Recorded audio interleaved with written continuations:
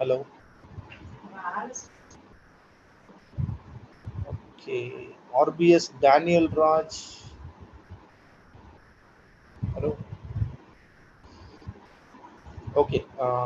கர்த்தர் உங்களை ஆசீர்வதிப்பதாக. உங்களை இந்த வேத பாடத்திற்கு நாங்கள் வரவேற்கிறோம். இன்கேஸ் நீங்கள் நியூ மெம்பராக இருந்தீங்கன்னா காட் பிளஸ் யூ. ஸோ தொடர்ந்து இந்த நாளிலும் நம்ம ஜெபத்தோடு கூட இருப்போம். விசேஷமாக தேவன் தம்முடைய வார்த்தையை கொண்டு நம்மிடத்திலே இடைவிடும்படிக்கு பரிசுத்த ஆவியானவருடைய அந்த டுனாமிஸ், அந்த வல்லமை பொருந்தின தேவனுடைய வார்த்தை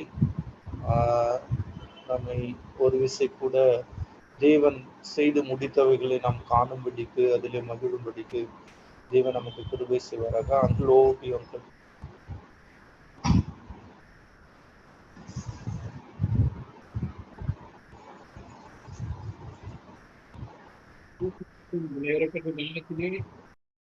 இந்த ஜூம்ல இணைந்திருக்கிற யாவரையும் வாழ்த்துக்கிறேன்.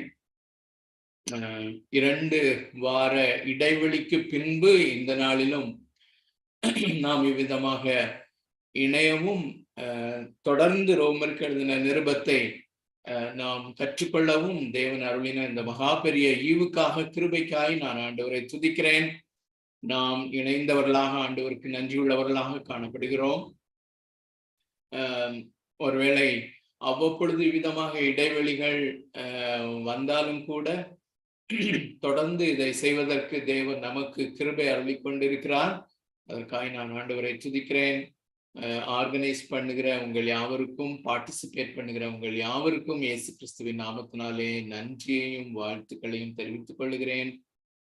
பிற்பாடு யூடியூப்ல பார்க்கிற ஒவ்வொருவரையும் ஆண்டவர் தாமே அவருடைய வசனத்தினாலே தொடுவாராக, ஆசீர்வதிப்பாராக. அருமையானவர்களே, நாம் அறிந்திருக்கிறபடி என்னுடைய வார்த்தையினாலோ இல்லாட்டி என்னுடைய எந்த ஒரு காரியத்தினாலும் இந்த வேத பாகத்தை நாம் கற்றுக்கொள்ள அல்லது இதனுடைய பலனை நாம் பெற்றுக்கொள்ள முடியாது. God's word itself is powerful. நாம் இதே நிருபத்திலே வாசிக்கிறது போல சுவிசேஷம் தேவ பலனாக இருக்கிறது. The gospel is the power of God unto salvation. Gospel itself is the power of God. நாம் இந்த வேதாராய்ச்சி கூடுகையை தொடங்கும் போது தம்பி இளங்கோ பிரீஃப் பண்ணது போல அதுதான் சுவிசேஷம். That is the gospel. அதுதான் நமக்கு ஜீவனை கொடுக்கிறது. கிறிஸ்துதான் சுவிசேஷமாக இருக்கிறார். It's that simple. ஆனால் that powerful. அந்த அளவுக்கு அது மிகவும் வல்லமையானது. தினந்தோறும் ஒருவேளை அந்த டிசைரிங் காட்ல இருந்து வருகிற அந்த சாலிட் ஜாய்ஸை பின்பற்றுகிறவர்கள் ஒருவேளை இந்த நாளிலே வாசித்திருக்க கூடும். அந்த சாலிட் ஜாய்ஸ் பின்பற்றுகிறவர்களாக நீங்கள் இருப்பீர்களே. ஆனால் இந்த நாளினுடைய வசனம் எபிரேயருக்கு எழுதின நிருபம் 2வது அதிகாரம் 3வது வசனம், இவ்வளவு பெரிதான ரட்சிப்பை குறித்து நீங்கள் கவலையற்றிருப்பீர்களே. ஆனால் how seriously do we take the message of the gospel? இந்த சுவிசேஷத்தினுடைய வார்த்தைகள் அல்லது இந்த சுவிசேஷ வசனம், இந்த சுவிசேஷம் என்கிற காரியம், இந்த சுவிசேஷம் என்கிற செய்தி, அது நமக்கு எவ்வளவு சிக்னிபிகண்டாக இருக்கிறது, அதை நாம் எவ்வளவு சிக்னிபிகண்டாக நாம் அதை ஏற்றுக்கொள்ளுகிறோம், நம்முடைய வாழ்க்கைக்கு எவ்வளவு சிக்னிபிகண்டாக இருக்கிறது என்பதை நாம் ரியலைஸ் பண்ணுவோமானால், உணர்வோமானால், நிச்சயமாக ஒவ்வொரு நாளும் காலை மாலை இன்பிட்வீன் நம்முடைய ஜெப நேரங்களிலே மற்ற நேரங்களிலே எப்பொழுதுமே அதுதான் நம்முடைய சிந்தையை டாமினேட் பண்ணி இருக்கும். நாம் அவ்வப்பொழுது நினைவு கூறுவது போல மார்ட்டின் லூத்தர் அவருடைய திருச்சபை மக்களுக்கு என்ன செய்கிறார் என்பதை குறித்து அவருடைய அந்த கோட்டை நம்ம அடிக்கடி தியானிப்போம். I preach justification by faith alone every week to my people. என்னுடைய ஜனங்களுக்கு, என்னுடைய சபையினுடைய விசுவாசிகளுக்கு ஒவ்வொரு வாரமும் நான் பிரசங்கிப்பது இந்த விசுவாசத்தினாலே நீதிமான்கள் ஆக்கப்படுதல் என்கிற சுவிசேஷத்தினுடைய சாராம்சத்தையே நான் என்னுடைய மக்களுக்கு நான் பிரசங்கிக்கிறேன். ஏனென்றால் அதுதான் மிகவும் அத்தியாவசியமான ஒன்று. அதைதான் நாம் அதிகமாக மறந்து விட வாய்ப்பு இருக்கிறது. ஆகையினாலே நான் ஒவ்வொரு வாரமும் அதை பிரசங்கிக்கிறேன் என்று. ஒவ்வொரு வாரமும் நாம் இதை கற்றுக்கொண்டாலும் அது ஒவ்வொரு நாளும் அது நினைக்கப்படவும் அதன் அடிப்படையிலே நாம் ஆராதிக்கிறவர்களாகவும் மாற வேண்டும் என்பதுதான் தேவனுடைய எதிர்பார்ப்பு. இந்த மாலை வேளையிலும் ரோமருக்கு எழுதின நிருபம் 3வது அதிகாரம் 21வது வசனம் முதல் 26வது வசனம் வரையிலும் இந்த வேத பகுதியை நாம் தொடர்ந்து 3 வாரங்களாக அல்லது 4 வாரங்களாக கற்றுக்கொண்டு வருகிறோம். கர்த்தருக்கு சித்தமானால் இன்னும் ஓரிரு வாரங்களிலே இதை நாம் முடிக்க முயற்சி செய்வோம்.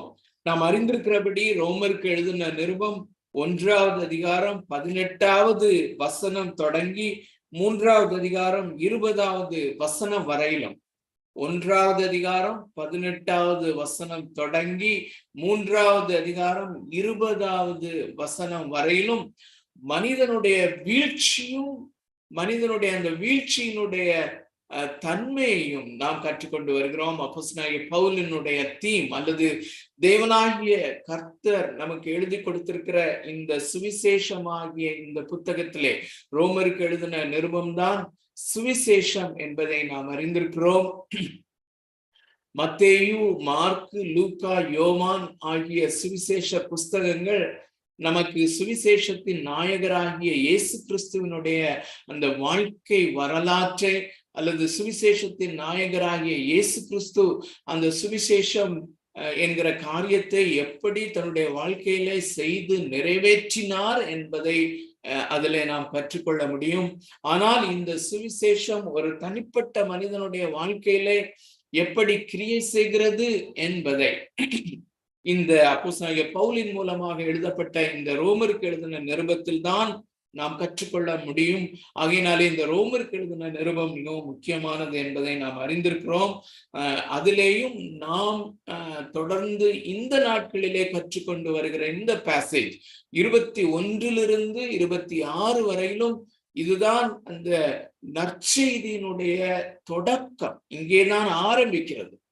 அப்படியானால் 1வது அதிகாரம் 18 முதல் 3வது அதிகாரம் 20 வரையிலும் அப்போஸ்தலனாகிய பவுல் என்ன செய்து கொண்டு வருகிறார் அல்லது தேவன் அவரை எவ்விதமாக இன்ஸ்பயர் பண்ணி எழுத வைத்து கொண்டிருக்கிறார் என்றால், மனுக்குலம் தேவனுக்கு முன்பதாக ஒரு மனிதன் விடாதபடி எல்லா மனிதரும் தேவனுக்கு முன்பதாக எப்படிப்பட்ட நிலைமையிலே இருக்கிறான் என்று ஒரே வார்த்தையிலே நாம் சொல்வோமே, ஆனால் the whole humanity is guilty before God, அல்லது முழு மனுக்குலமும் ஒரு மனிதன் விடாதபடி எல்லாரும் குற்றவாளிகள் ஆக்கப்பட்டவர்களாக ஒரு ஆக்கினை தீர்ப்பை சுமந்தவர்களாக நிற்கிறார்கள் என்று அந்த ஆக்கினை தீர்ப்பினுடைய பயங்கரத்தை, பாவத்திலே மனிதனுடைய வீழ்ச்சியையும் அந்த பாவத்திலே அவன் விழுந்தது நிமித்தமாக அந்த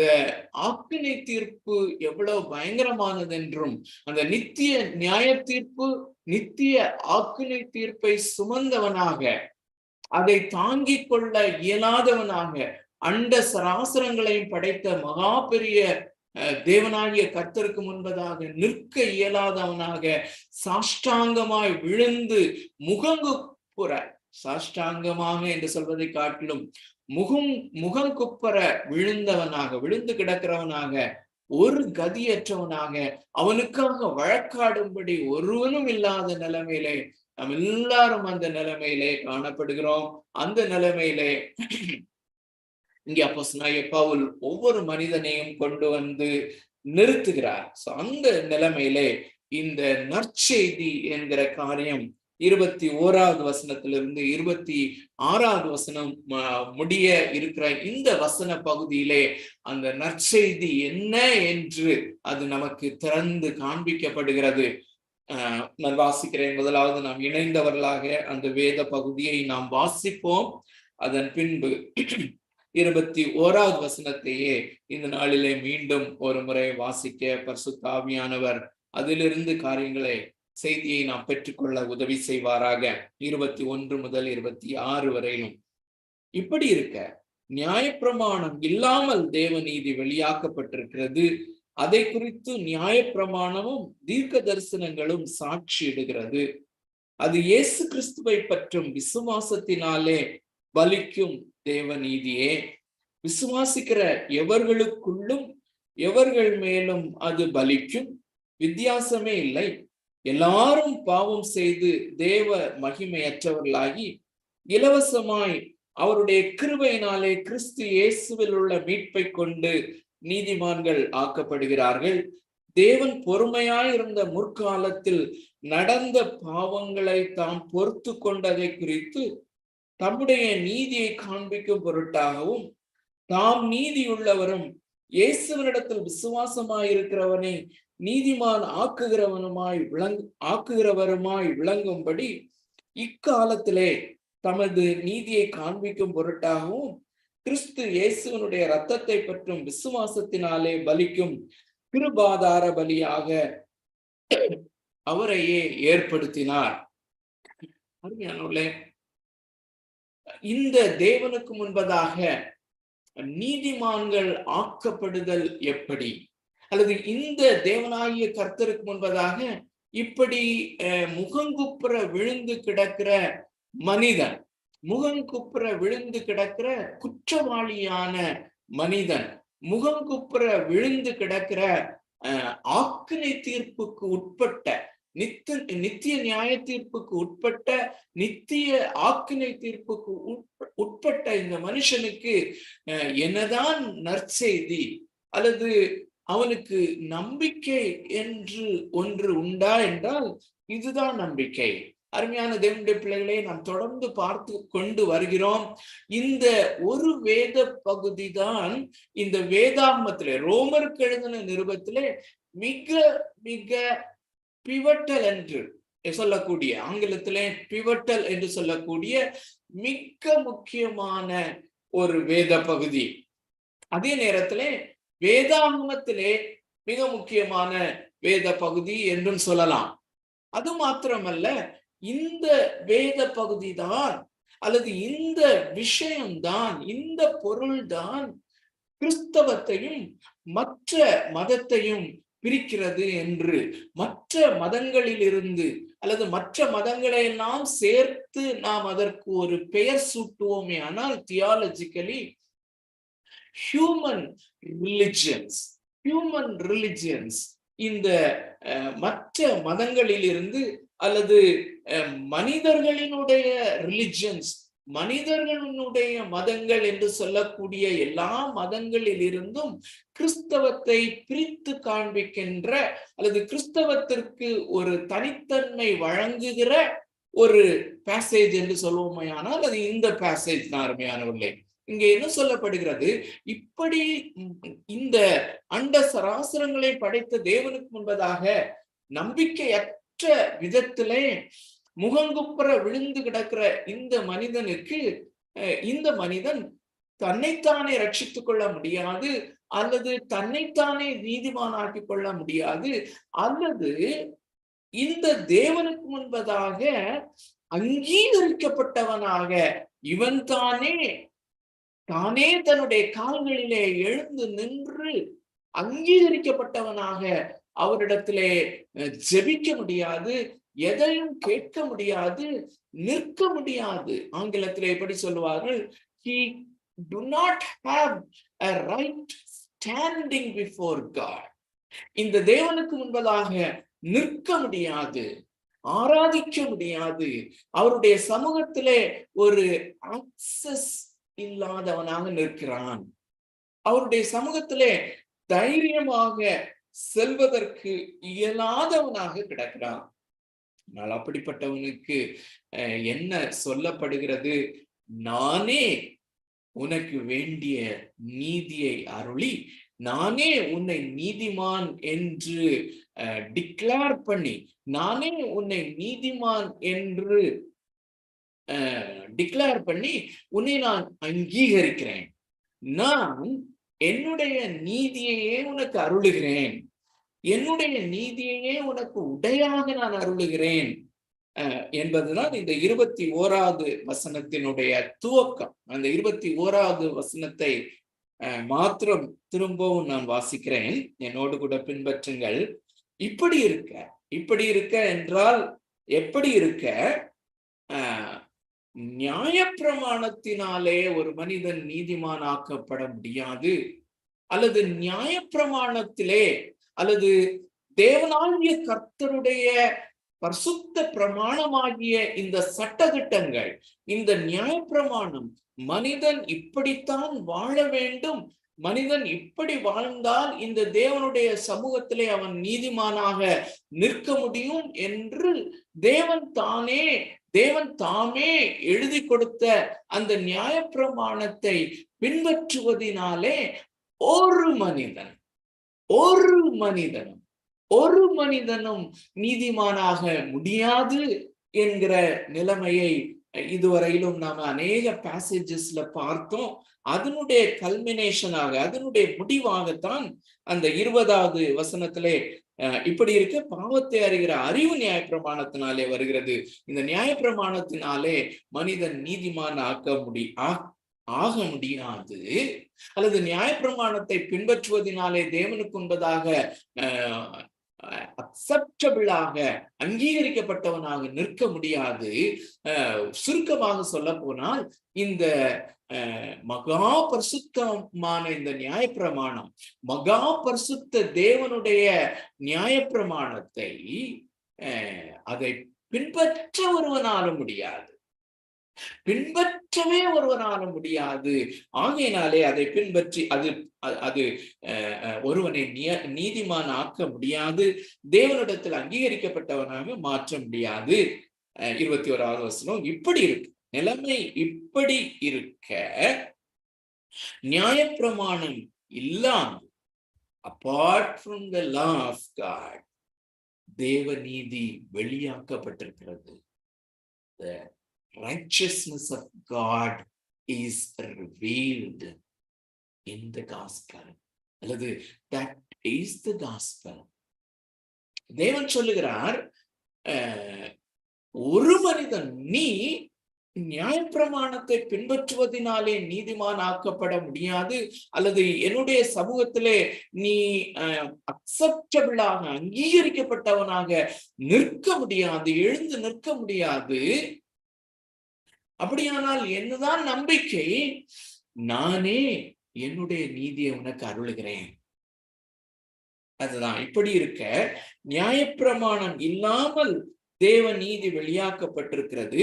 அதை குறித்து நியாயப்பிரமாணமும் தீர்க்க தரிசனங்களும் சாட்சியிடுகிறது.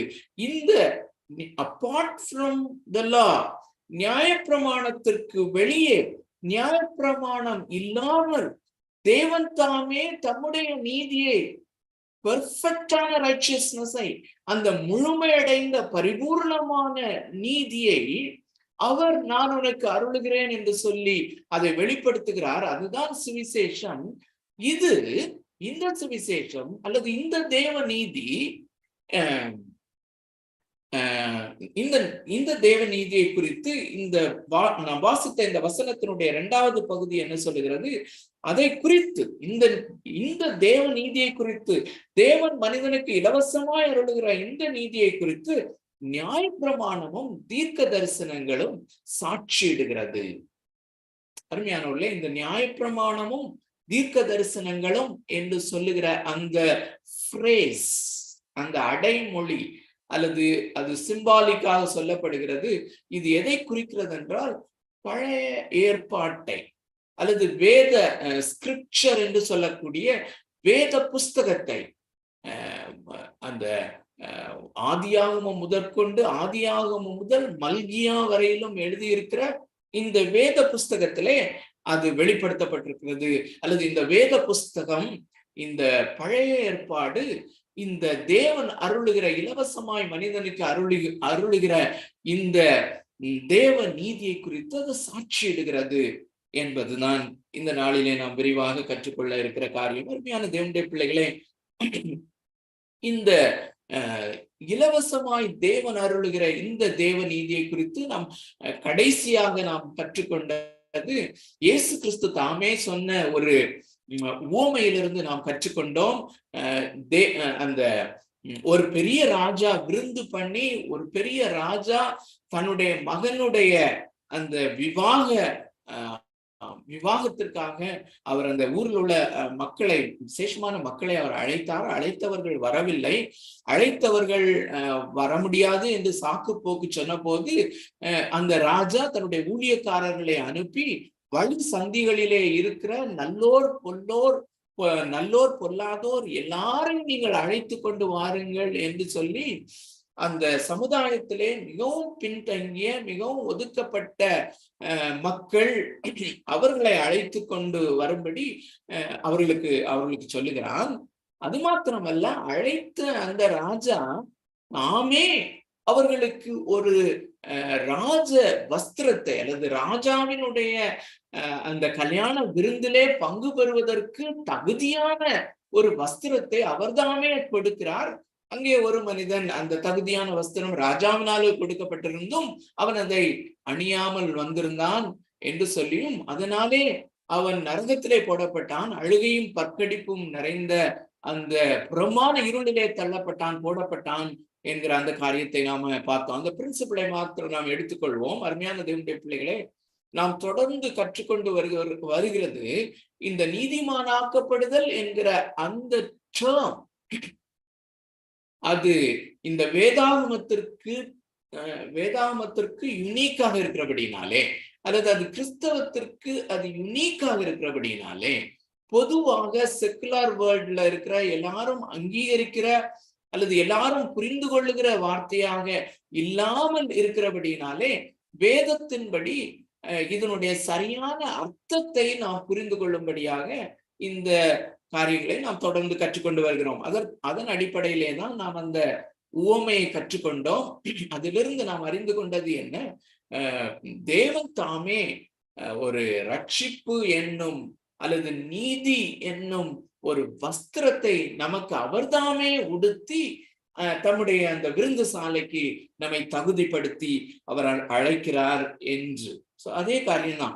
இந்த தேவன் தாமே இலவசமாய் அருளுகிற நீதி இல்லாதபடி, அருமையானவர்களே நன்றாக கவனித்துக் கொள்ளுங்கள், இந்த நீதி இல்லாதபடி நாம் தாமே நம்முடைய முயற்சியினாலே தேவனை அடைந்து விடலாம் என்கிற காரியம் மற்ற மதங்களிலே இருப்பது மாத்திரமல்ல.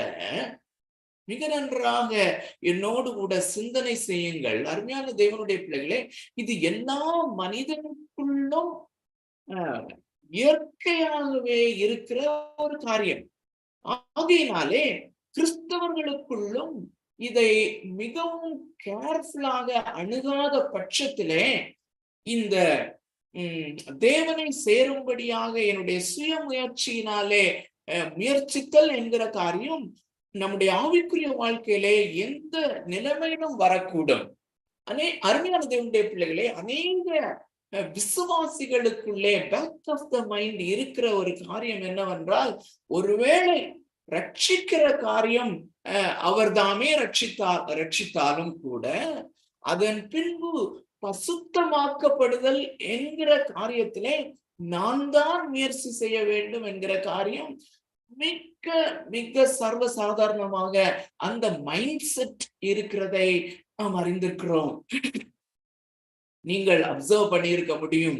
அருமையான தேவனுடைய பிள்ளைகளே, இதை நான் என்னுடைய வாழ்க்கையிலேயும் நான் காண்கிறேன். அந்த டெண்டன்சி, அதை தேவனுடைய பிள்ளைகள் மிக தெளிவாக கண்டுகொள்ள வேண்டும், இனம் கண்டுகொள்ள வேண்டும். அருமையான தேவனுடைய பிள்ளைகளே, நாம் பரிசுத்தமாக்கப்படுவதிலும் தேவனுடைய சமூகத்திலே அங்கீகரிக்கப்பட்டவர்களாய் வந்து அவராலே தான் நாம் பரிசுத்தமாக்கப்படுகிறோம். அதற்கும் பரிசுத்தமாக்கப்படுவதற்கும் அந்த ப்ராசஸ்க்கும் நாம் ஜெபிக்கும்படியாக அவருடைய சமூகத்துக்கு தான் வர வேண்டும். அவருடைய சமூகத்திற்கு நாம் வர வேண்டுமானால் இந்த ஒரு நடைமுறை இல்லாதபடி அல்லது ஜஸ்டிபிகேஷன் பை ஃபெய்த், இந்த முறைமையிலே தேவன் அருளும் நீதியை பெற்றவனாக அவருடைய சமூகத்திலே வராதபடி இருந்தால் நான் அங்கீகரிக்கப்பட மாட்டேன். இது மிகவும் முக்கியமான ஒரு காரியம், அருமையான தேவனுடைய பிள்ளைகளே. ஆகையினாலே அப்போஸ்தலனாகிய பவுல் மிக குறிப்பாக இந்த சத்தியத்தினாலே அவர் மிகவும் உந்தி தள்ளப்பட்டவராக எல்லா நிருபங்களிலும் எழுதுகிறதை, அவருடைய எல்லா நிருபங்களிலும் அழுத்தம் திருத்தமாக எழுதுகிறதை பார்க்க முடியும். இன்னும் ஒரே ஒரு வசனத்தை நான் உங்களுக்கு காண்பிக்க விரும்புகிறேன். நாம் எல்லாரும் மிகவும் நன்றாக அறிந்திருக்கிற பிலிப்பியருக்கு எழுதின நிருபம்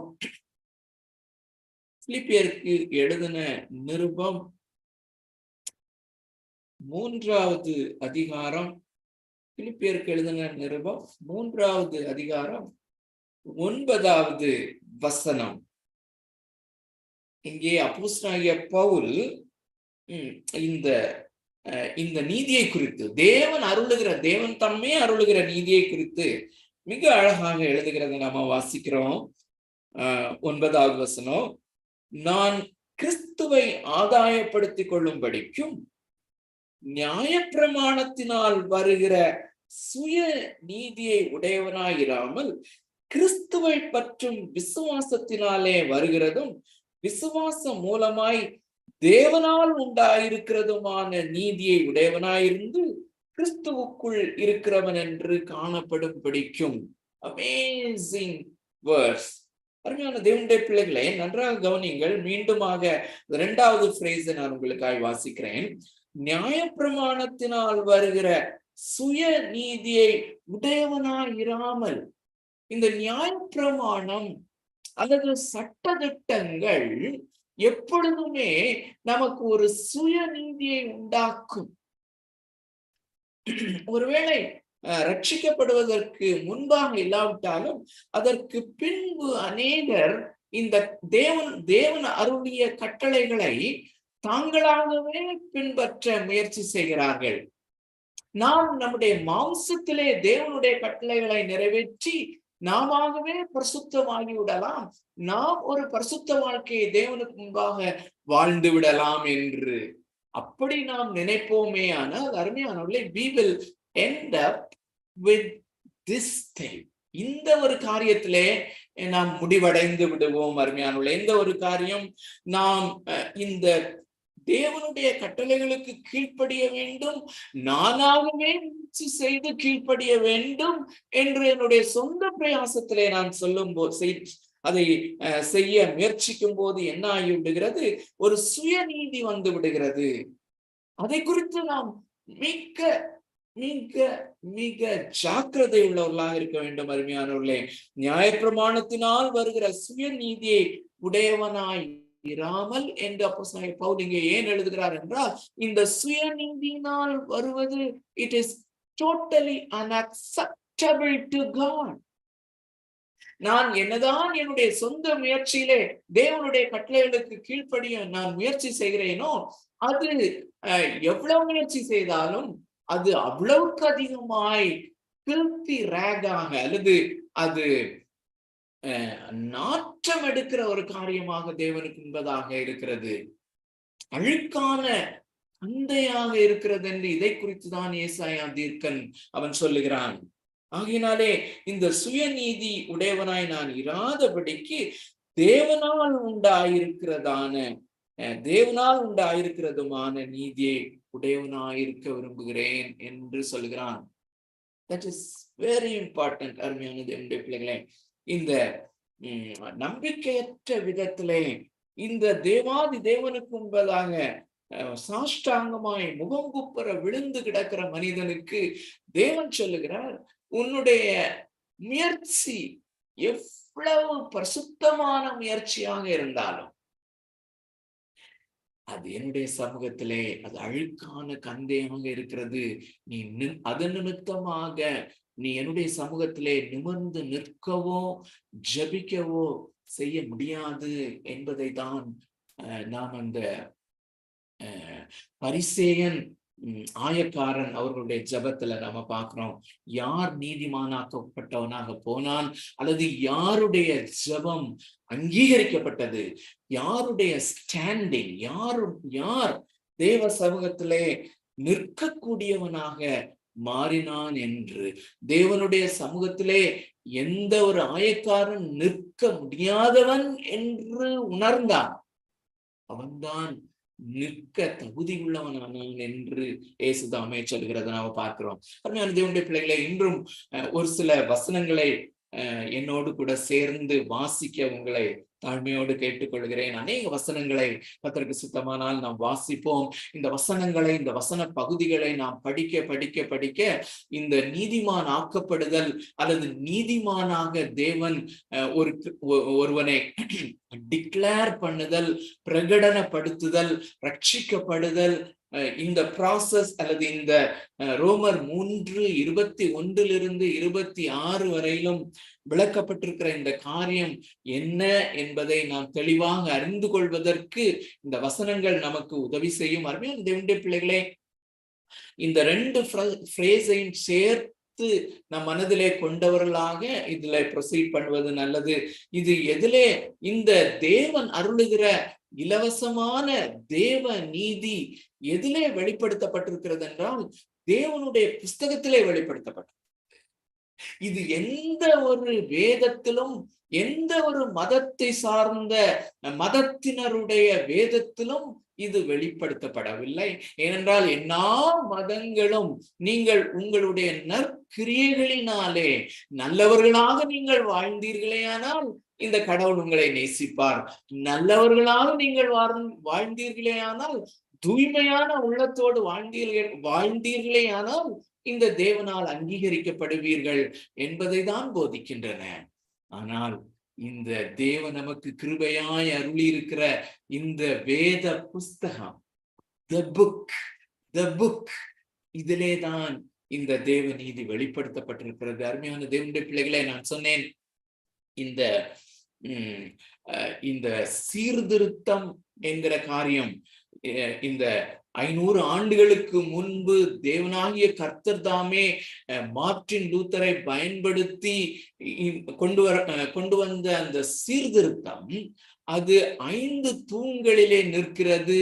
அல்லது அது சம்பந்தமான இந்த சீர்திருத்தம் தொடர்பான 5 ஸ்லோகன், அந்த 5 ஸ்லோகனையும் அந்த 5 மொழி சொற்களையும் நாம் இந்த வசன பகுதியிலே பார்க்க முடியும் என்று.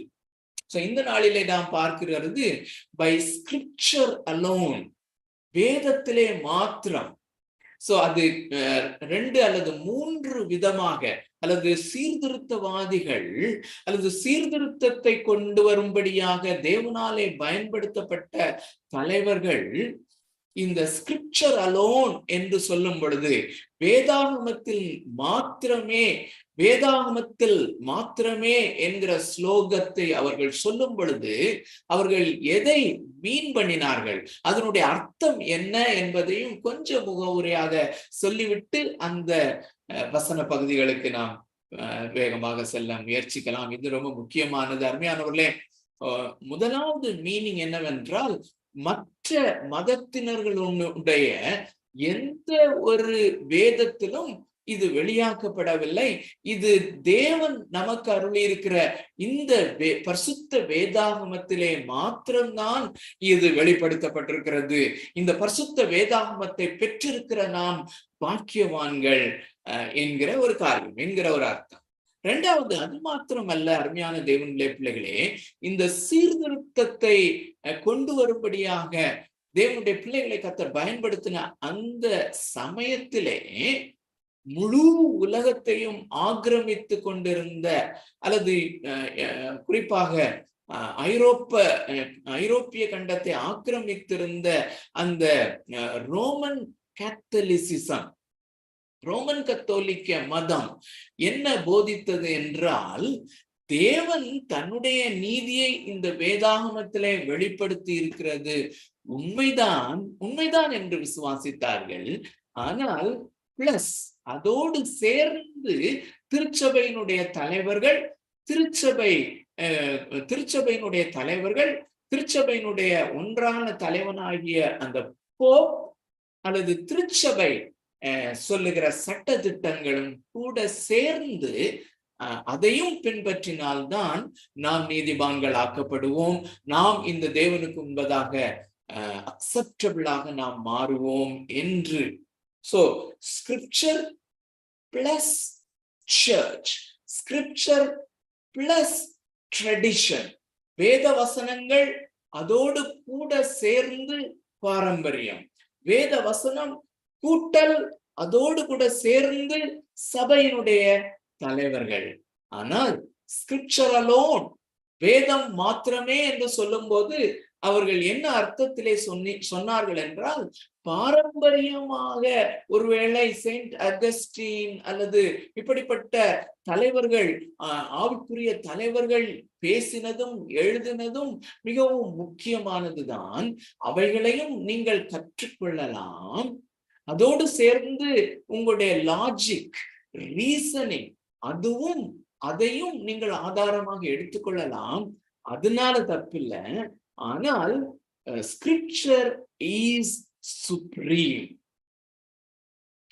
இந்த பாரம்பரியம் சொல்லுகிற காரியங்கள் அல்லது தேவ மனிதர்கள் சொன்ன காரியங்கள், தேவ மனிதர்கள் எழுதின புத்தகங்கள், அவைகளிலே நாம் கற்றுக்கொள்ளுகிற காரியங்கள், அது எல்லாம் இந்த வேதாகமத்திற்கு கீழே வைத்து இந்த வேதாகமத்திலே சொல்லப்பட்டிருக்கிற அந்த காரியங்களினாலே அல்லது வேதாகமும் போதிக்கிற அந்த காரியங்களினாலே செக் பண்ணப்பட வேண்டும்.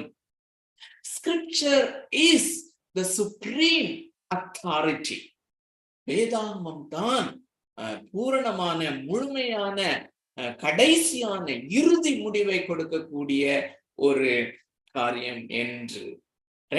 மூன்றாவதாக scripture is sufficient. Sufficiency. Roman கத்தோலிக்கர்கள் என்ன சொன்னார்கள்?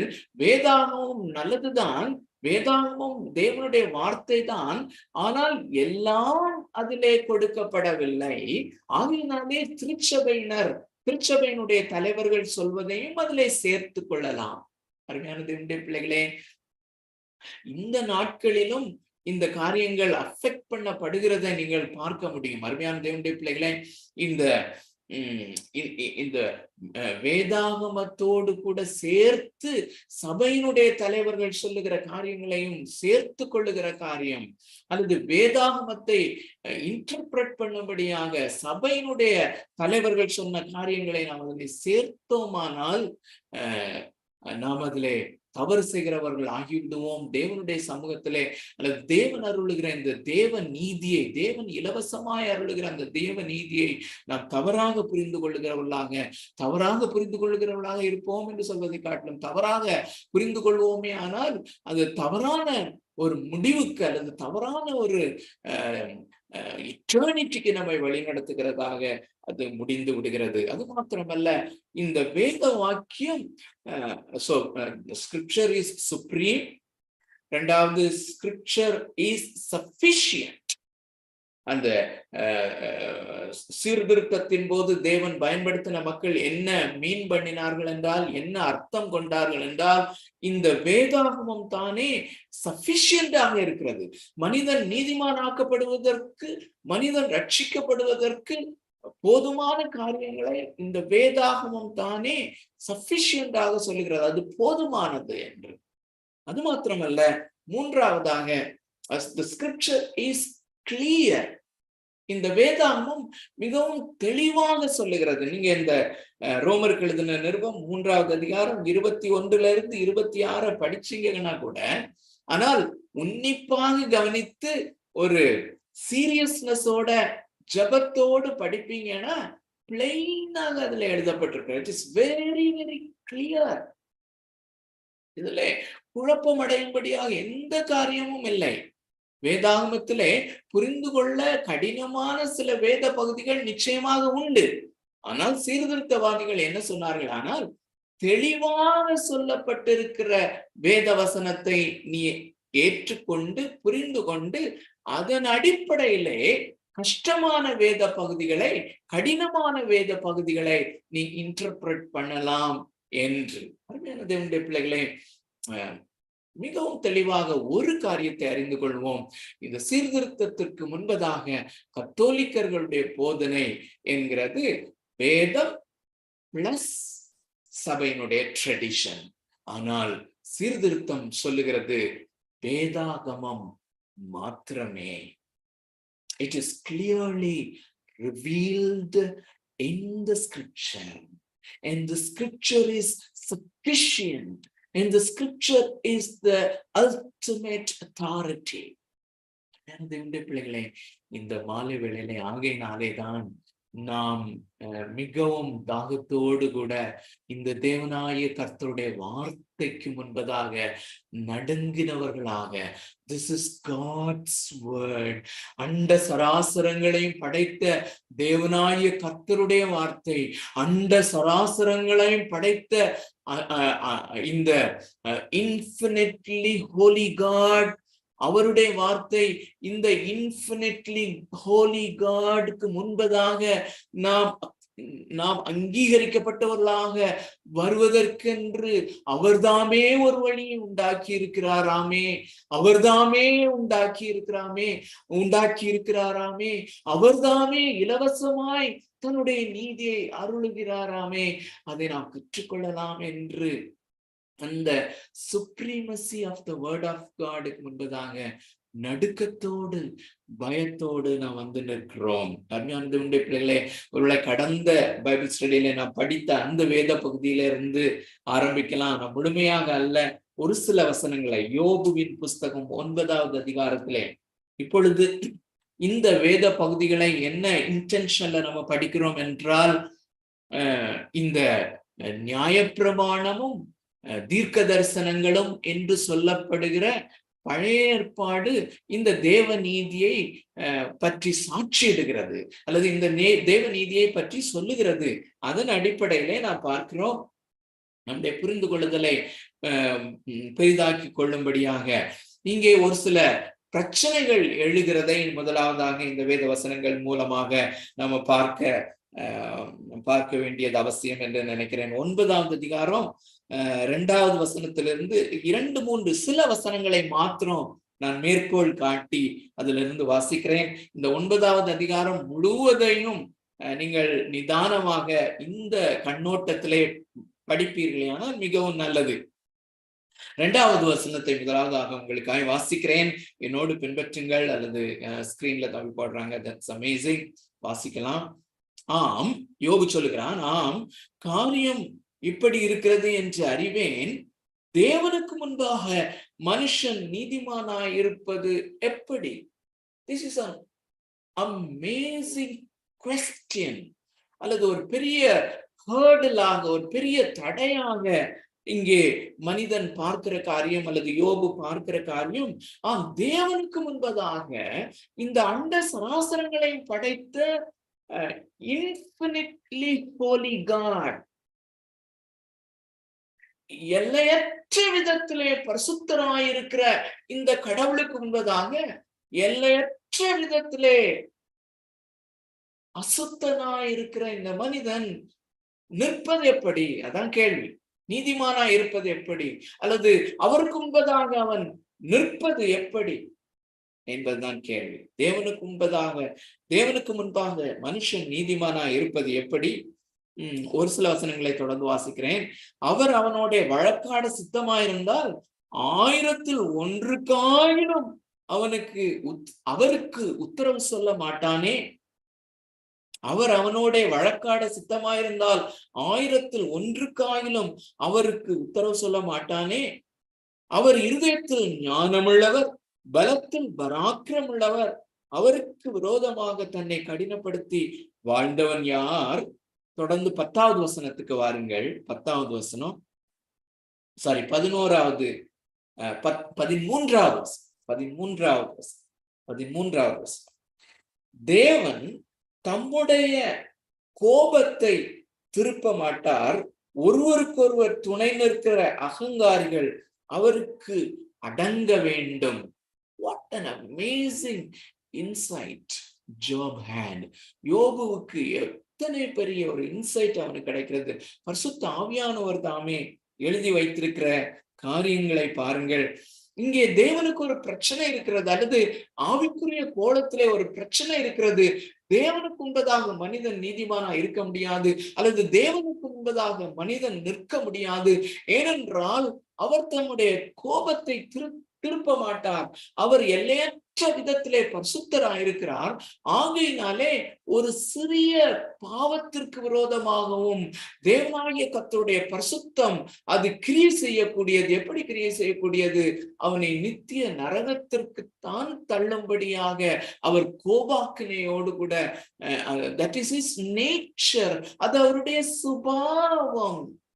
அருமையான தேவனுடைய பிள்ளைகளே, இன்று அநேகருக்கு இடரலாக இருக்கிற ஒரு காரியம் தேவனாகிய கர்த்தருடைய கோபாக்கினை. ஆனால் நாம் ஏற்கனவே பார்த்திருக்கிறோம், ஆதியாகமம் முதல் வெளிப்படுத்தின விசேஷம் வரையிலும் நிறைந்திருக்கிற ஒரு தேவ சத்தியம், மாறாத ஒரு தேவ சத்தியம் என்னவென்றால், தேவன் மனிதன் மேல் கோபமாயிருக்கிறார். God is angry at man, and his anger, his wrath is unbearable to man. மனிதனாலே தாங்கிக் கொள்ள முடியாது. அவன் நித்திய ஆக்கினை தீர்ப்புக்கு போக வேண்டியதுதான். சோ தேவன் தம்முடைய கோபத்தை திருப்ப மாட்டார் என்கிற ஒரு பிரச்சனை எழுகிறது. தொடர்ந்து வாசிக்கிறேன். 15வது வசனம். யோபு சொல்லுகிறான், நான் நீதிமானா இருந்தாலும் அவரோட வழக்காடாமல் என் நியாயாதிபதியினிடத்தில் இரக்கத்திற்காக கெஞ்சுவேன். நான் என்னுடைய பார்வையிலே நீதிமானா இருந்தாலும் அவருடைய பார்வையிலே நான் நீதிமான் அல்ல என்பதுதான் சாராம்சம். இந்த வசனத்தினுடைய சாராம்சம் அதுதான். முழு இந்த வேத பகுதியையும் இந்த முழு அதிகாரத்தையும் நீங்கள் படிப்பீர்களே ஆனால் தெரியும். நான் எனக்கு நீதிமானா இருந்தாலும், நான் மற்ற மனிதர்களுக்கு நீதிமானா இருந்தாலும், தேவனுக்கு முன்பாக மகா அசுத்தன், infinitely sinful. அதான். If God is infinitely holy, I am infinitely sinful. இந்த சத்தியத்தை நாம் இந்த மாலை வேளையிலே ரியலைஸ் பண்ணுவோமே ஆனால் நாம் பாக்கியவான்கள். அருமையானவர்களே, தொடர்ந்து 21வது வசனத்திலே வருவோம். 21வது வசனம். நான் உத்தமன் என்றாலும் என் உள்ளத்தை நான் அறியேன். நான் உத்தமன் என்று என்னை குறித்து எண்ணினாலும், மற்றவர்கள் என்னுடைய செய்திகளை பார்த்து இவன் நல்லவன் என்று சொன்னாலும், இவன் உத்தமன் என்று சொன்னாலும், நான் என் உள்ளத்தை அறிய மாட்டேன். What an amazing statement. நான் என் உள்ளத்தை அறிய மாட்டேன், நான் என் ஜீவனை அரோசிப்பேன். பவுல் ரோமருக்கு எழுதின நிருபம் 7வது அதிகாரத்திலே சொல்லுகிறான், யார் என்னை இந்த மரண சரீரத்திலிருந்து விடுவிக்க கூடும் என்று சொல்லி, இது நிர்பந்தமான மனுஷன் நான். The same realization, இங்க யோபுடைய அதே ரியலைசேஷனில் தான் நாம் அங்க பார்க்க முடியும். இந்த தேவனாகிய கர்த்தருடைய பரிசுத்தத்திற்கு முன்பதாக என்னை நான் பார்க்கும்போது நான் என் ஜீவனை அரோசிப்பேன்.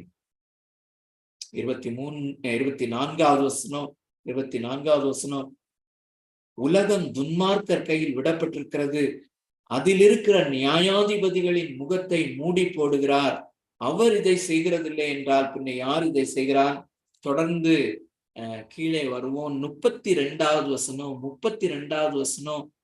நான் அவருக்கு பிரதியுத்தரம் சொல்லுகிறதற்கும் நாங்கள் கூடி நியாயத்திற்கு வருகிறதற்கும் அவர் என்னை போல மனுஷன் அல்லவே. This is one of the crucial things. என்று அநேகர் தேவனை மிகப்பெரிய ஒரு மனிதனாக பார்க்கிறார்கள். மனிதர்களைப் போல, ஆனால் மிக வல்லமை உள்ள ஒரு மனிதனாக.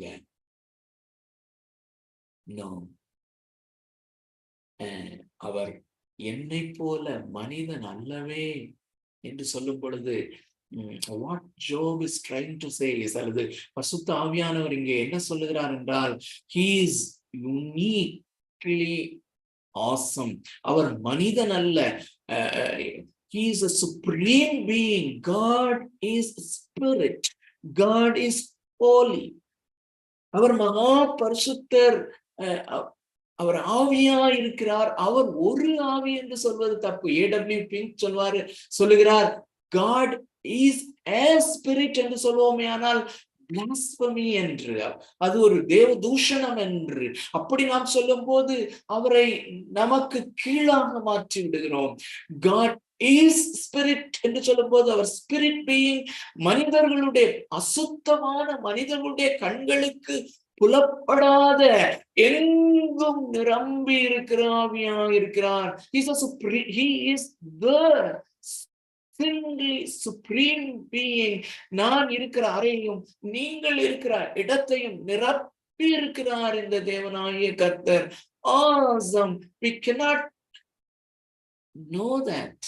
அதை நாம் அறிந்து கொள்ள முடியாது. சோ இப்படிப்பட்ட தேவனுக்கு உண்பதாக மனிதன் நிற்பது எப்படி என்பதுதான் யோபுடைய சாராம்சம். கேள்வி, இந்த தேவனுக்கு உண்பதாக வருவதற்கு அல்லது அங்கீகரிக்கப்பட்டவனாக நிற்பதற்கு நான் மிகுந்த காணிக்கைகளை செலுத்தலாமோ, அல்லது நான் தசம பாகங்களை செலுத்துவதனாலே அங்கீகரிக்கப்படுவேனோ, இல்லாவிட்டால் நான் தேவனுக்காக எதையாயினும் செய்ய வேண்டும் என்று காலை முதல் மாலை வரை ஓடி ஓடி ஊழியம் செய்வதனாலே தேவன் என்னை அங்கீகரிப்பாரோ? ஒருவேளை அநேகருக்கு இது ஆச்சரியமா இருக்கலாம். அருமையான தேவனுடைய பிள்ளைகளே, when we as believers, விசுவாசிகளாக தேவனிடத்திலே வரும் பொழுது நான் ஆண்டவருக்காக அதை செய்கிறேன் இதை செய்கிறேன் என்பது உங்களுடைய பேக் ஆஃப் த மைண்ட் இருந்து அந்த தைரியத்திலே வருவோமானால் நாம் தவறு செய்கிறோம். We are not at all accepted based on our ministry. நடுக்கத்தோடு சொல்லுகிறேன், உங்களுடையும் என்னுடையும் ஊழியம் ஒருவேளை மற்றவர்களுடைய பார்வையிலே மிகவும் சாக்ரிபிஷியலான ஒரு ஊழியமாக இருந்தாலும் சரி, unacceptable to God. Unacceptable to God. மீகா தீர்க்கதரிசியின் புஸ்தகம் இன்னும் ஒரு வசன பகுதியை நாம் வாசிப்பது நிமித்தமாக தேவனுடைய சமூகத்திலே நிற்கிறதற்கான இந்த தகுதி,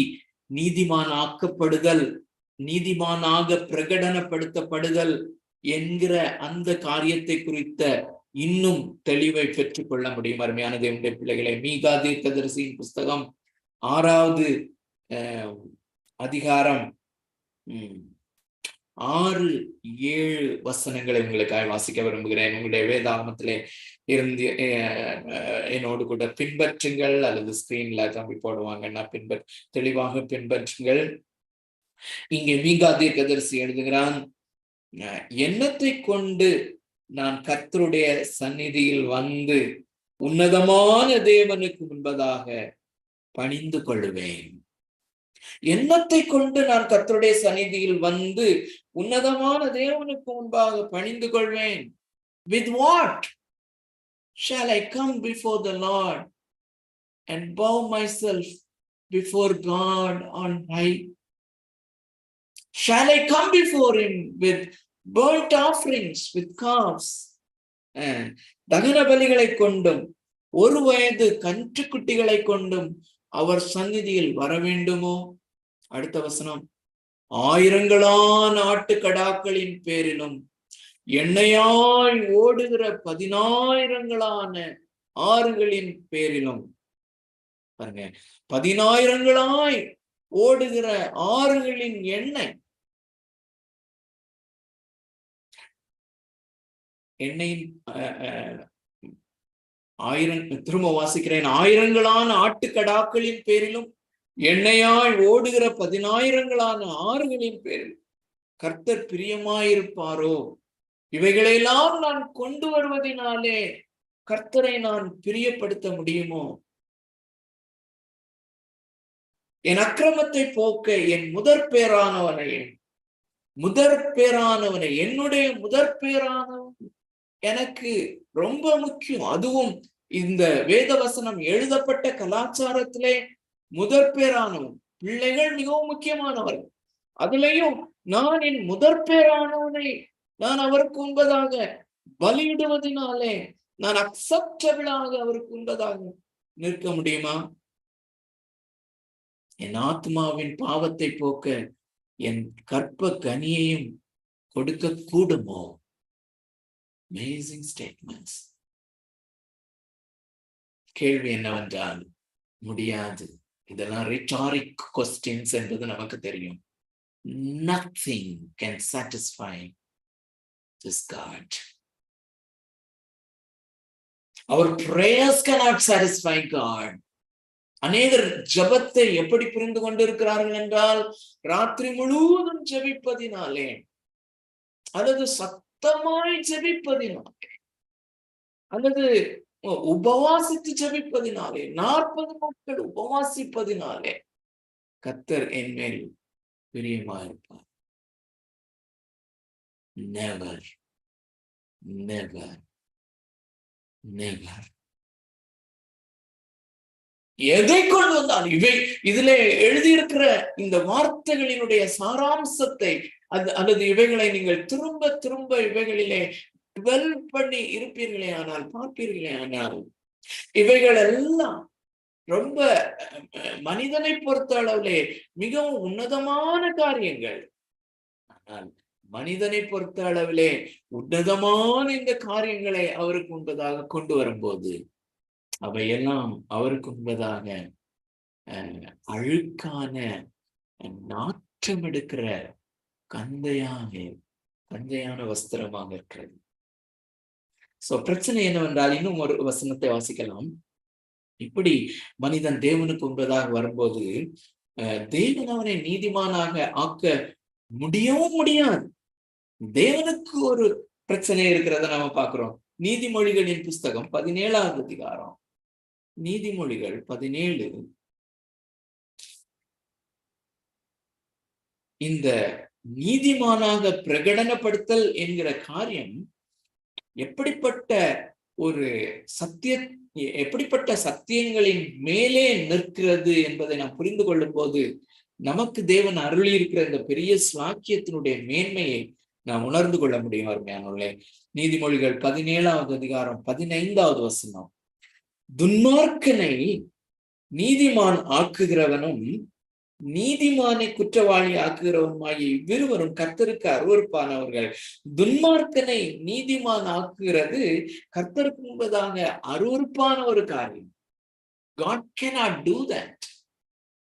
நாம் எல்லாரும் பாவம் செய்து தேவ மகிமையற்றவர்களானார்கள் என்று நாம் பார்க்கிறோம். அப்படின்னா வேத வசனத்தின்படி ரோமருக்கு எழுதின நிருபம் 1வது அதிகாரம் 18 முதல் 3வது அதிகாரம் 20 வரையிலும் உள்ள வசனங்களினுடைய சாராம்சம், எல்லா மனிதரும் ஒரு மனிதன் விடாதபடி துன்மார்க்கன், அந்த துன்மார்க்கனை தேவன் நீதிமானாக தீர்க்க முடியாது. அதே கான்செப்டை நம்ம யாத்ராகமத்தின் புஸ்தகத்திலையும் வாசிக்க முடியும். யாத்ராகமம் 23வது அதிகாரம், யாத்ராகமம் 23வது அதிகாரம்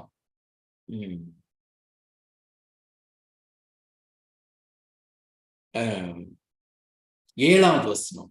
யாத்ராகமம் 23வது அதிகாரம் 7வது வசனம், கள்ள காரியத்துக்கு தூரமாயிருப்பாயாக, குற்றமில்லாதவனையும் நீதிமானையும் கொலை செய்யாயாக, நான் துன்மார்க்கனை நீதிமான் என்று தீர்க்க மாட்டேன். நான் துன்மார்க்கனை நீதிமான் என்று தீர்க்க மாட்டேன். This is God saying. Full stop. நான் துன்மார்க்கனை நீதிமான் என்று தீர்க்க மாட்டேன். It is impossible. It is impossible. துன்மார்க்கனை நீதிமான் என்று அவரால் தீர்க்க முடியாது. அருமையான தேவனுடைய பிள்ளைகளே, ரோமர் 3:21-26 அந்த பேசேஜுக்கு வருவோம். அதற்கு ஒரு இன்றைய கண்ணோட்டத்திலே, இன்றைய பைபிள் ஸ்டடியினுடைய கண்ணோட்டத்திலே அதற்கு ஒரு தலைப்பு கொடுப்போமே ஆனால், 25வது வசனத்திலிருந்து ஒரு ஃப்ரேஸை நான் எடுக்க விரும்புகிறேன். அது ஆங்கிலத்திலே மிக தெளிவாக கோர்வையாக வருகிறது. That God can be just and justifier.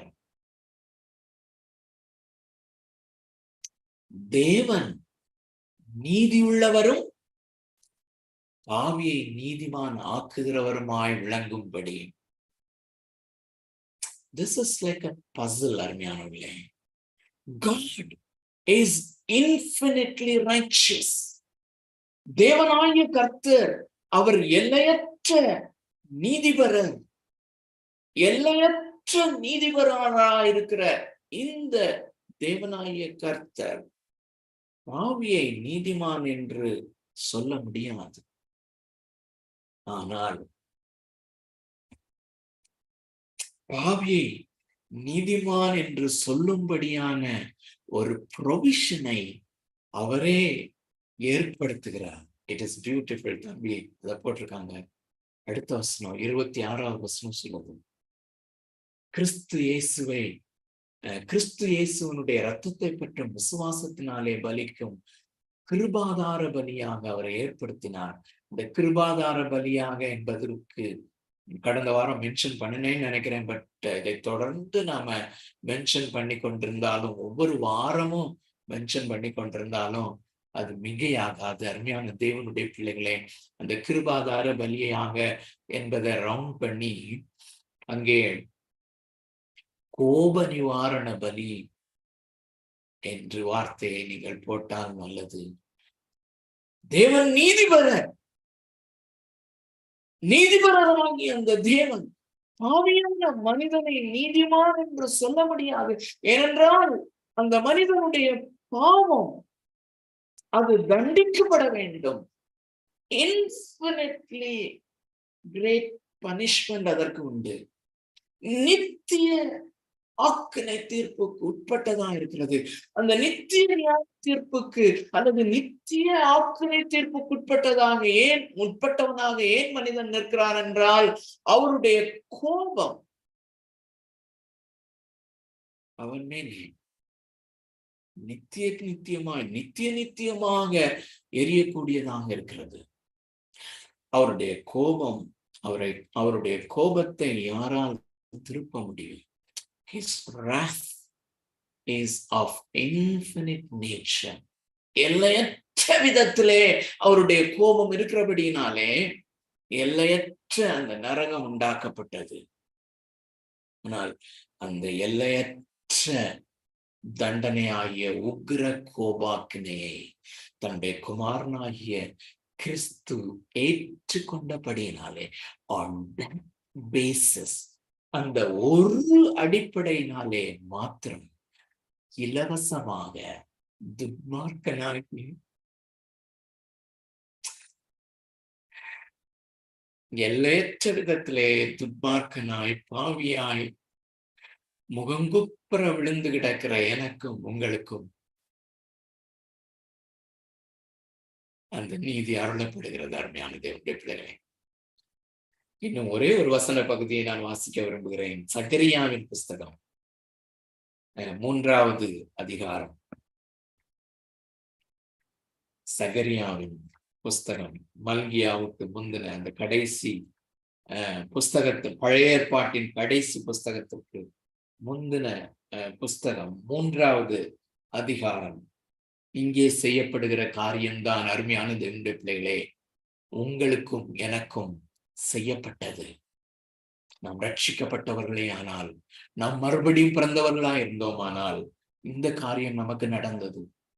ஒருவேளை மறுபடியும் பிறவாத யாராகிலும் இருப்போமே ஆனால், ஒருவேளை இந்த யூடியூப்ல கேட்கிறவர்கள் மறுபடியும் பிறந்த அனுபவம் இல்லாதவர்களாக இருப்பார்களானால், இந்த தேவனால் நீதிமான் என்று பிரகடனப்படுத்தப்பட்ட அந்த அனுபவம் இல்லாதவர்களாக இருப்பீர்களே ஆனால் பாவியாகவே வாருங்கள். You cannot, கொஞ்சம் உங்களை நீங்களே சரி செய்து கொண்டு தேவனுக்கு முன்பதாக வர முடியாது. முடியவே முடியாது. He is infinitely holy. We are infinitely sinful. ஆனால் இந்த காரியத்தை, இந்த வேத பகுதியிலே பார்க்கிற இந்த காரியத்தை தேவனாகிய கர்த்தர் அல்லது இந்த ரோமர் 3:21-26 விளக்கப்பட்டிருக்கிற அந்த காரியம், அந்த தேவ நீதியை இலவசமாய் உங்களுக்கு இந்த மாலை வேளையிலே அருள முடியும். இந்த இலவசமாய் அருளப்பட்ட தேவ நீதியை பெற்ற விசுவாசிகளாகிய நாம் இதை கேட்போமாகில் நன்றி நிறைந்த இதயத்தோடு கூட இந்த பைபிள் ஸ்டடி முடியும் போது தேங்க்யூ லார்ட், wholeheartedly லார்ட், எப்படி சொல்ல முடியும் சுவாமி, உமக்கு நன்றி செலுத்த முடியும்? அந்த ரியலைசேஷனோட ஒரு தேங்க்ஸ் கிவிங்கோட நம்ம முடிக்கலாம். 3வது அதிகாரம் அவர் நான் உங்களுக்காக வாசிக்கிறேன், என்னோடு பின்பற்றுங்கள். சகரியா 3:1. அவர் பிரதான ஆசாரியனாகிய யோசுவாவை எனக்கு காண்பித்தார். யோசுவா என்கிற பிரதான ஆசாரியன் இங்கே கர்த்தருடைய சமூகத்திலே நிற்கிறான். எப்படி நிற்கிறான்? அவன் கர்த்தருடைய தூதனுக்கு முன்பாக நின்றான். சாத்தான் அவனுக்கு விரோதம் செய்ய அவன் வலது பக்கத்திலே நின்றான். பிரதான ஆசாரியனாகிய யோசுவா அல்லது தேவனுடைய ஒரு பிரதான ஊழியக்காரர், அவனுடைய நிலைமை தான் இங்க நம்ம பார்க்கணும். அப்படியானால் என்னுடைய உங்களுடைய நிலைமை இதற்கு மேலானதாக இருக்க முடியாது. Let us remember, அருமையான தேவனுடைய பிள்ளைகளை, எப்பொழுதும் தெய்வ சமூகத்திலே நாம் நிற்கும் போது there is an adversary, விரோதம் செய்கிறவன் என்பதற்கு ஆங்கிலத்திலே adversary, சாத்தான் அவனுக்கு விரோதம் செய்யும்படியாக, இந்த ஊழியக்காரனுக்கு விரோதம் செய்யும்படியாக, எனக்கும் உங்களுக்கும் விரோதம் செய்யும்படியாக அவனும் வலது பக்கத்துல நிற்கிறான். பக்கத்துல எதற்காக வலது பார்சத்துல நிற்கிறான் என்பது இங்கே இந்த பேசேஜ்ல மிக தெளிவாக இல்லாவிட்டாலும் வெளிப்படுத்தின விசேஷம் 12வது அதிகாரம் 10வது வசனத்தை வாசிக்க விரும்புகிறேன். இந்த சகரியா 3 ஒரு கையை வைத்துக் கொள்ளுங்கள். அதோடு இந்த வெளிப்படுத்தின விசேஷம் 12வது அதிகாரம் 10வது வசனத்துக்கு வருவோம்.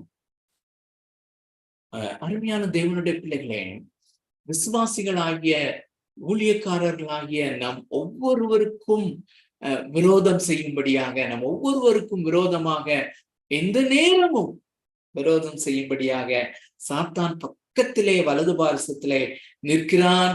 And that is the reality என்பதை மறந்து போக வேண்டாம். நம்முடைய கண்களுக்கு தெரியாமல் இருந்தாலும் புலப்படாமல் இருந்தாலும் அதனுடைய எஃபெக்ட நம்முடைய வாழ்க்கையில நம்ம பார்க்க முடியும்.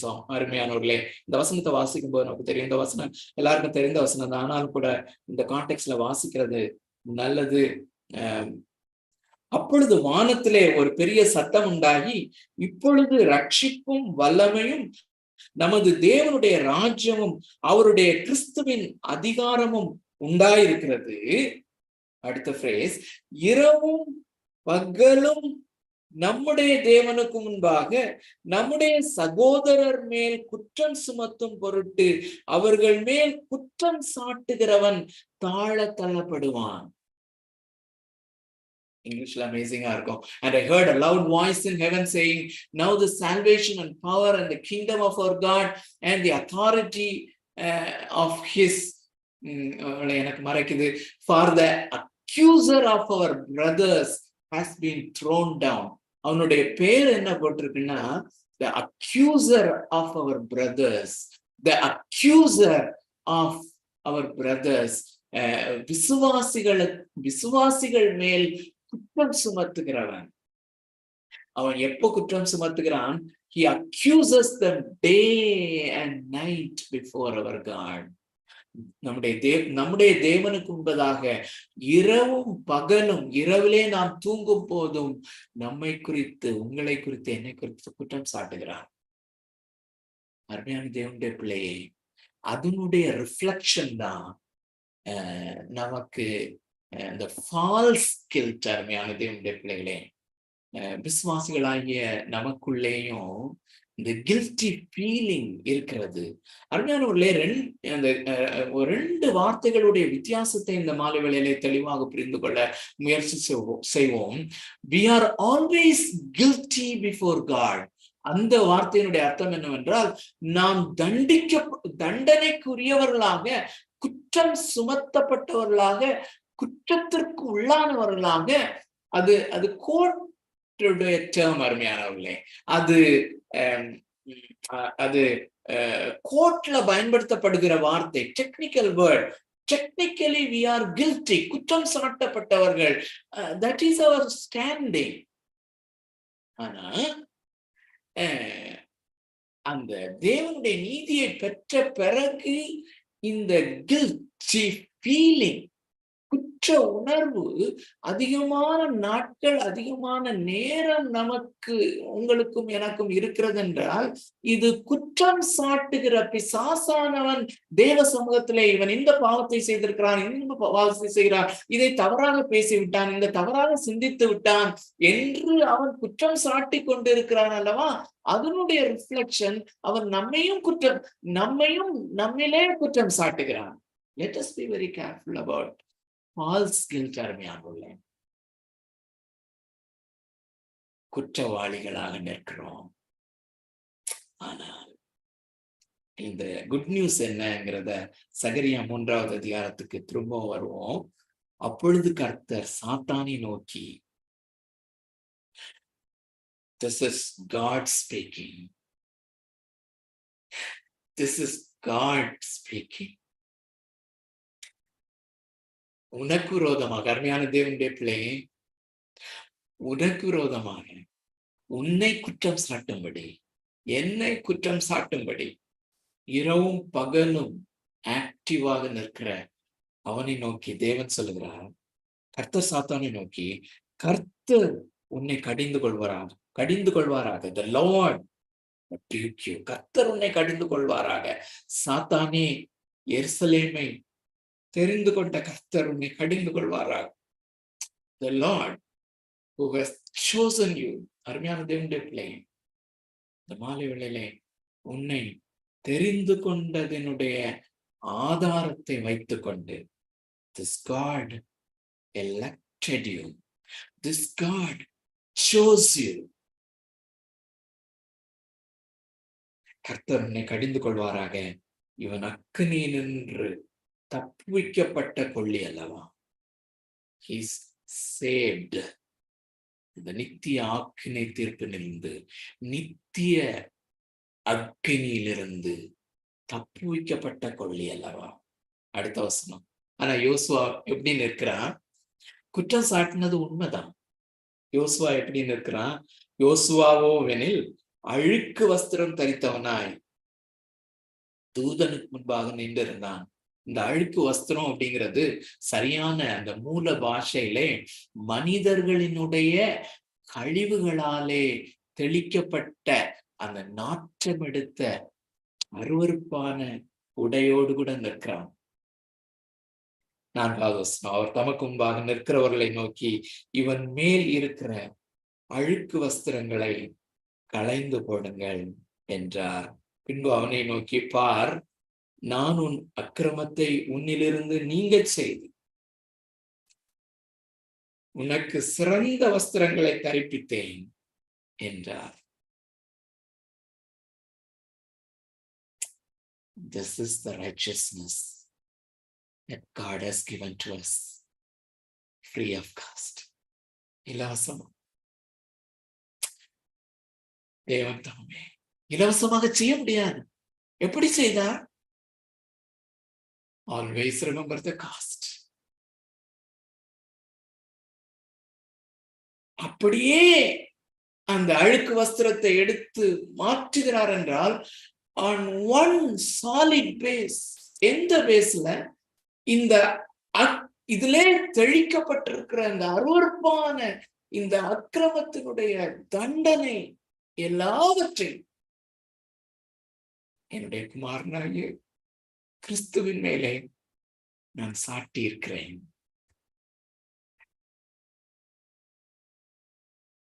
அந்த கோர சிலுவை இந்த மாலை வேளையிலே நீ நோக்கி பார்ப்பாய்.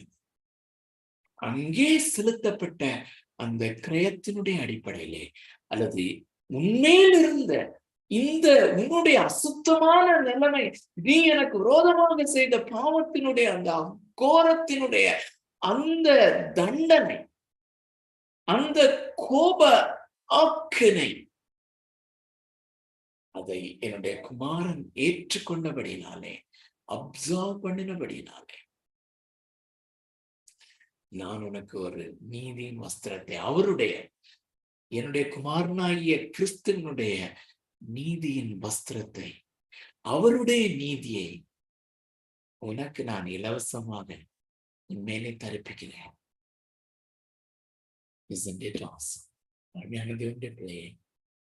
நம்மாலே எனக்கும் உங்களுக்கும் நடந்தது அதான். அந்த இளைய குமாரனை போல பன்றிகளோடு வாசம் பண்ணிக்கொண்டு வஸ்திரங்களை அழுக்காக்கினோம். பன்றிகளினுடைய நாற்றத்தினாலே நிறைந்த நாற்றமாக தகப்பனிடத்திலே வந்தோம். அங்கீகரிப்பாரோ இல்லையோ, என்னுடைய தகப்பன் வீட்டில் சம்பூர்ணமான ஆசீர்வாதம் உண்டு. அங்கீகரிப்பாரோ இல்லையோ, ஒரு வேலைக்காரனை போல என்னை வைத்துக் கொள்ளும் என்று நான் அவரிடத்திலே சொல்லுவேன் என்று சொல்லிதான் வந்தோம். நாற்றத்தினால் நிறைந்திருந்தது நம்முடைய வஸ்திரம். கொஞ்ச நஞ்ச கிழிந்த வஸ்திரங்களிலே நாற்றம் எடுத்தவர்தான். தகப்பனோ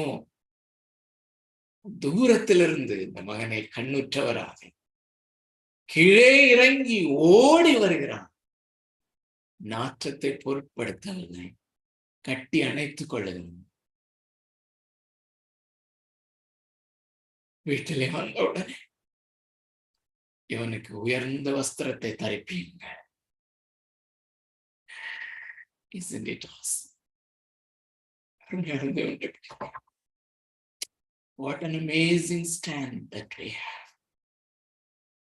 இன்றும் எனது நாளைக்கும் ஜெபிக்கும்படியாய், ஆராதிக்கும்படியாய் அவருடைய சமூகத்துக்கு வரும் பொழுது இந்த காரியம் இல்லாதபடி, இந்த ரியலைசேஷன் இல்லாதபடி நான் ஆண்டவருக்கு ஊழியம் செய்கிறேன், நான் ஆண்டவருக்கு பிரியமானவன் என்று அவருடைய சமூகத்திலே வர முடியாது.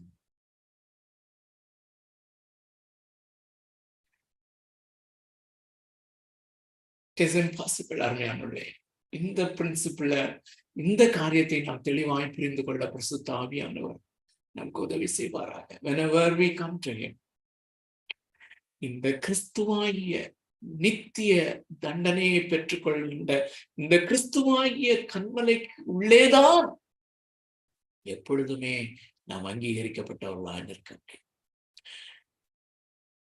கண்களை மூடி ஆண்டவரை நோக்கி பார்க்கலாம். போர்ச்சு தம்பிகளாங்க.